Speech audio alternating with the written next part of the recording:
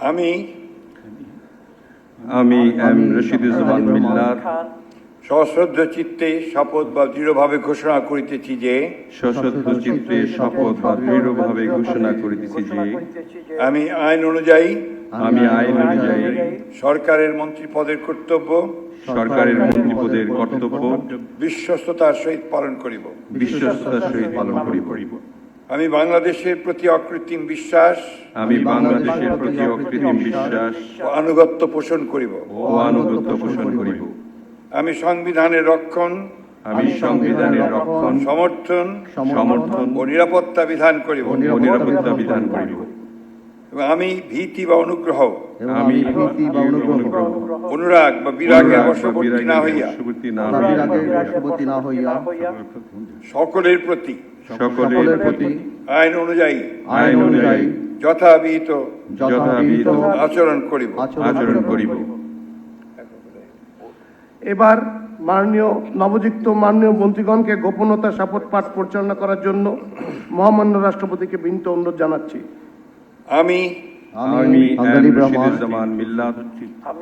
সশ্রদ্ধ চিত্তে শপথ বা ঘোষণা দৃঢ়ভাবে ঘোষণা করিতেছি যে সরকারের মন্ত্রী রূপে যে সকল বিষয় আমার বিবেচনার জন্য আনিত হইবে বা যে সকল বিষয় আমি অবগত হইব তাহা মন্ত্রী রূপে যথাযথভাবে আমার কর্তব্য পালনের প্রয়োজন ব্যতীত প্রত্যক্ষ বা পরোক্ষভাবে কোনো ব্যক্তিকে জ্ঞাপন করিব না বা কোনো ব্যক্তির নিকট প্রকাশ করিব না।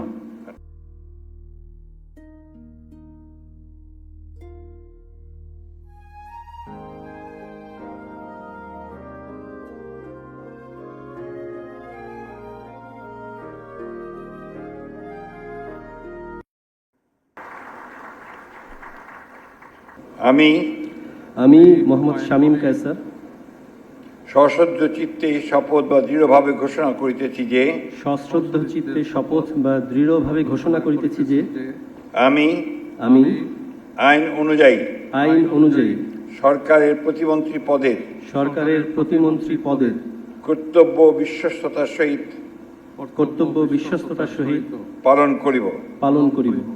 আমি বাংলাদেশের প্রতি অকৃত্রিম বিশ্বাস ও আনুগত্য পোষণ করিব। আমি সংবিধানের রক্ষণ সমর্থন ও নিরাপত্তা বিধান করিব এবং আমি ভীতি বা অনুগ্রহ অনুরাগ বা বিরাগের বশবর্তী না হইয়া সকলের প্রতি আইন অনুযায়ী যথাবিহিত আচরণ করিব। এবার মাননীয় প্রতিমন্ত্রীগণকে গোপনতার শপথ পাঠ পরিচালনা করার জন্য মহামান্য রাষ্ট্রপতিকে বিনীত অনুরোধ জানাচ্ছি। আমি মোহাম্মদ শামীম কায়সার সশ্রদ্ধ চিত্তে শপথ বা দৃঢ়ভাবে ঘোষণা করিতেছি যে সরকারের প্রতিমন্ত্রী রূপে যে সকল বিষয় আমার বিবেচনার জন্য আনিত হইবে বা যে সকল বিষয় আমি অবগত হইব তাহা প্রতিমন্ত্রী রূপে যথাযথভাবে আমার কর্তব্য পালনের প্রয়োজন ব্যতীত প্রত্যক্ষ বা পরোক্ষভাবে কোনো ব্যক্তিকে জ্ঞাপন করিব না বা কোনো ব্যক্তির নিকট প্রকাশ করিব না।